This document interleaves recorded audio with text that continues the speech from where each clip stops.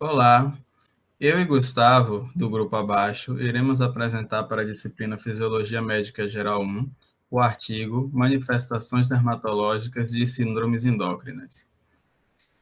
A síndrome do hipotálamo e tireoide, podemos citar hipotireoidismo. O hipotireoidismo ele pode ser primário, quando decorre de problemas na tireoide, ou secundário, quando decorre de problemas no hipotálamo ou na hipófise. Suas causas podem ser autoimunes, como no caso da tireoidite de Hashimoto, pós-terapêuticas, como após o tratamento com radioiodo ou cirurgia para hipertireoidismo ou bócio.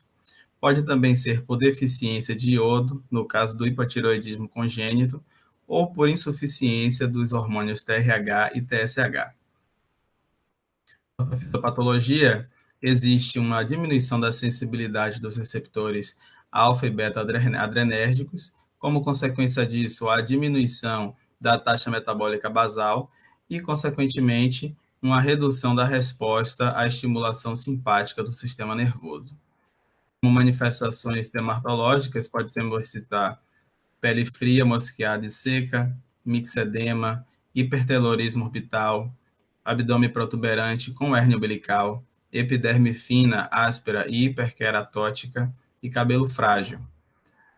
Aqui nós podemos ver um caso de unhas distróficas e também faces mixedematosa, palidez e edema periorbital. Podemos perceber também uma certa icterícia nesse paciente. O tratamento pode ser com o uso de drogas antitireoidianas, ablação de iodo radioativo e cirurgia. Aqui vemos a melhora expressiva das lesões ungueais após alteração hormonal por 30 dias. Quanto às síndromes do pâncreas, podemos citar a diabetes mellitus.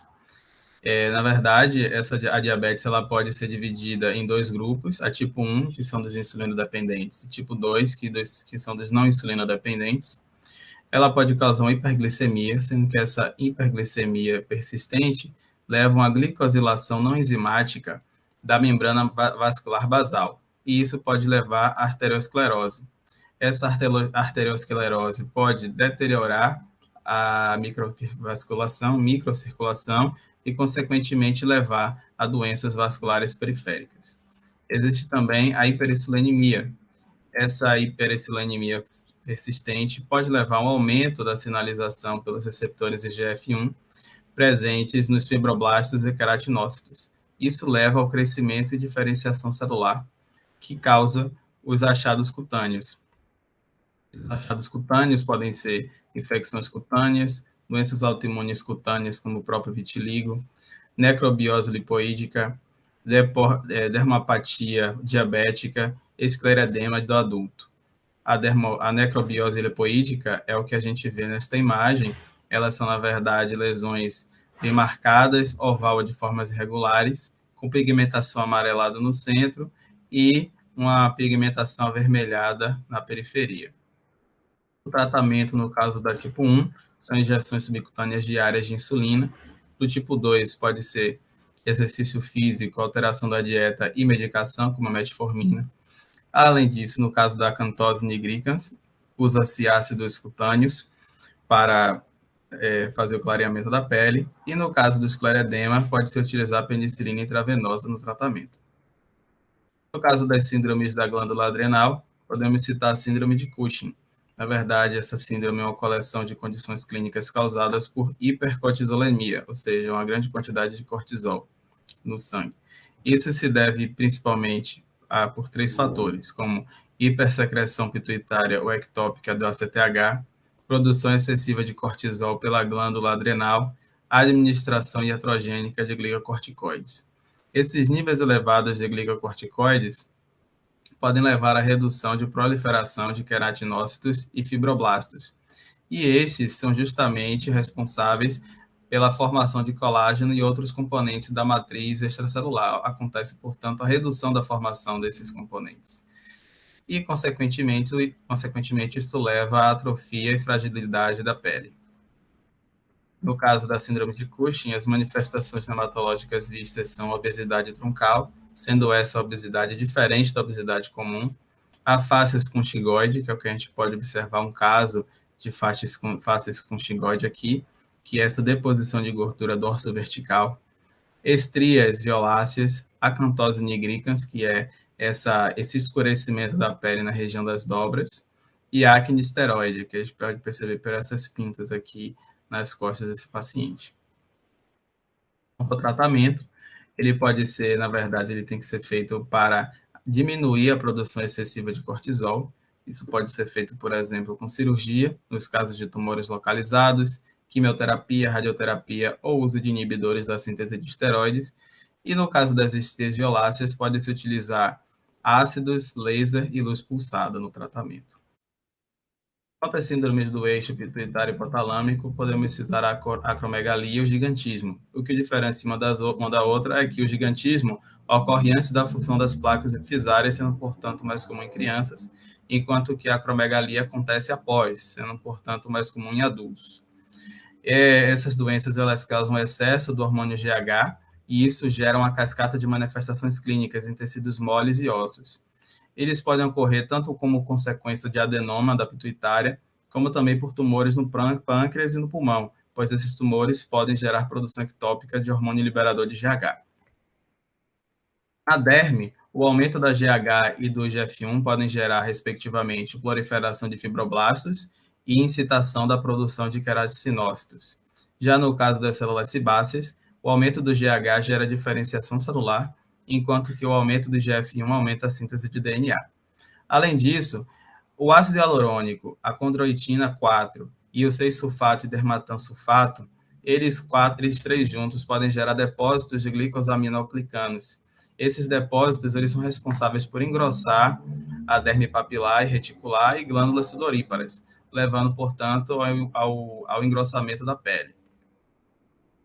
Então, as manifestações dermatológicas da acromegalia são engrossamento facial, que pode ser do queixo, nariz, cristas supraorbitais, edemas também, expressão melocólica devido a um sulco nasolabial pronunciado, vermelhidão, enrugamento da testa.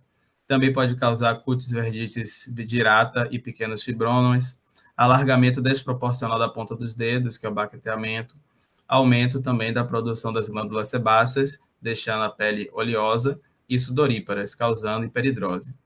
Já os tratamentos são excisão transesfenoidal do adenoma de pituitária, seguido do uso de somatostatina. Essa diminuição do GH, promovido pelo tratamento, gera reversão da expansão do osso e tecidos móveis, mas, na maioria dos casos, a hiperidrose persiste. Agora vamos continuar falando de desordens da glândula adrenal, mais especificamente da doença de Addison. Ela é uma insuficiência adrenal primária, mediada por mecanismos autoimunes, caracterizada pela baixa secreção de cortisol. Os achados mais importantes laboratoriais são a hiponatremia, hipercalemia e acidose metabólica. A fisiopatologia da doença seriam danos na glândula adrenal, com redução da produção do cortisol, com isso, deixando de ter o efeito de feedback negativo no eixo pituitário hipotalâmico. A partir disso, ocorre aumento da produção de pré-PONC, que provoca aumento da produção de ACTH e MSH. Esse aumento da produção de MSH ocasiona a principal sintomatologia dermatológica da doença, que seria a hiperpigmentação da pele e mucosas. Também ocorre o escurecimento do cabelo e, em mulheres, pode ocorrer perda de pelos púbicos e axilares, pois a principal hormônio andrógeno delas são produzidos na glândula adrenal. O principal tratamento é a reposição dos glicocorticoides em mineralocorticoides que a glândula não foi capaz de produzir. Agora vamos falar de sintomas dermatológicos que ocorrem a partir de excesso de andrógenos. A síndrome de ovário policístico é a principal, é a mais comum que ocasiona esses sintomas, porém também pode ocorrer com a hiperplasia adrenal congênita, tumor na adrenal e tumor no ovário. A síndrome de ovário policístico causa irregularidades no ciclo menstrual, acne severa, hirsutismo e virilização. Ocorre o aumento da produção do hormônio liberador de gonadotrofina, com isso o aumento do LH e, consequentemente, aumento de andrógenos. O hirsutismo é causado pelo hiperandrogenismo, que gera espessamento das fibras do capilares e aumento da fase anágena, que é a fase de crescimento capilar. O principal tratamento é com contraceptivos orais, e em caso de alopecia, utilização de minoxidil e espironolactona, e para o hirsutismo e acne, usa-se antiandrogênico. Sobre síndromes endócrinas hereditárias, falando agora da neoplasia endócrina múltipla, que é um espectro de desordens autossômicas dominantes de múltiplos tecidos. Elas podem ser divididas em 3 tipos. No caso, seria MEN1, MEN2A e MEN2B. A MEN1 é ocasionada pela ausência do gene codificador do supressor de tumor menin, e a MEN2 é causada pela mutação de ganho de função no próton com gene RET. Na MEN1 ocorre tumores na paratireoide, pâncreas endócrino e pituitário anterior, e na MEN2, carcinoma de tireoide medular e felcromacitoma. O felcromacitoma é um tumor produtor de catecolaminas, que causam suor, dor de cabeça, aumento de pressão arterial, aumento de batimentos.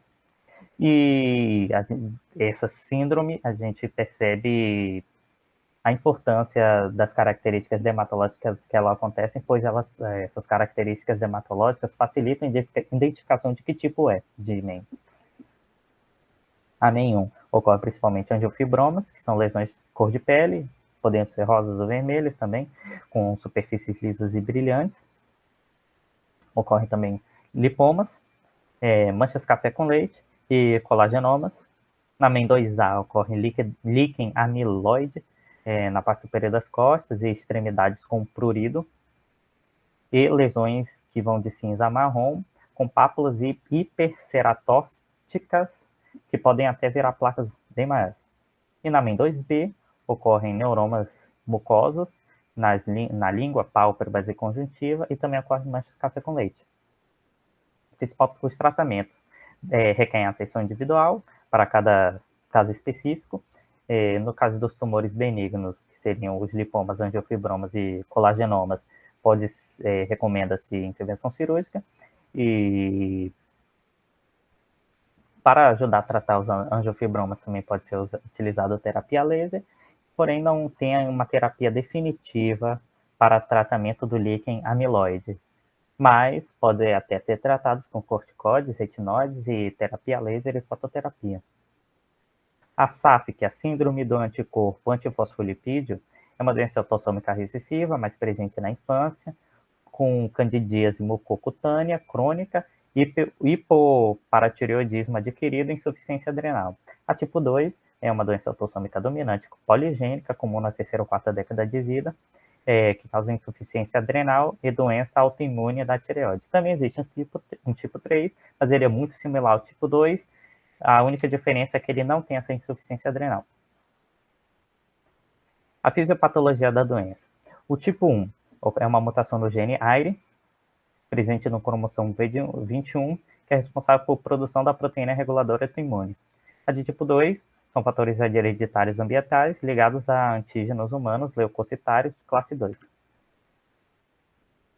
As principais manifestações dermatológicas são a quelite angular, infecção do couro cabeludo, intertrigo, paroniquia, alopecia areata, vitiligo, pele seca, escamosa e hiperceratóxica, unhas opacas, frágeis e com sulcos, como a gente vê nessas imagens. O principal tratamento são com agentes antifúngicos, e também essa doença tem boa resposta com medicamentos do tipo anzol. Essas foram nossas referências. Obrigado.